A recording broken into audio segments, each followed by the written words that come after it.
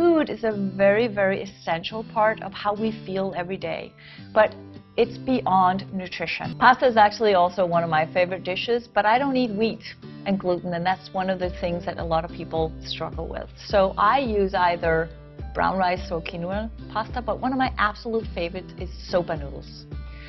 Soba noodles is also really good for the kidneys. It's very high in protein compared. It's a completely different flour product than your typical pasta. So now we have boiled the soba noodles. It only takes about 8 minutes, but you have to be careful not to overcook them. And you have to rinse them in cold water afterwards. So it's good to have them inside one of these.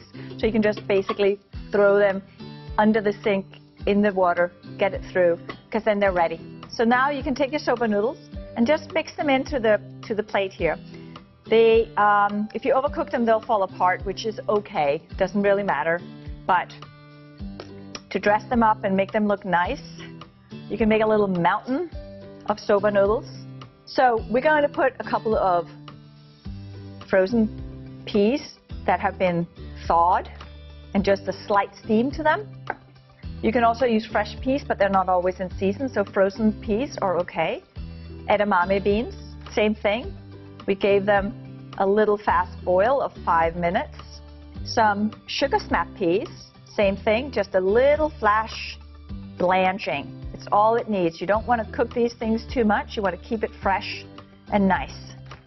You can top it off with a little bit of scallions if you like the spice and crunch that adds to it. What you can notice here is that we're starting to really make it super green and yummy. You can also lift it up a little bit if you like your things to be mixed in a little bit more.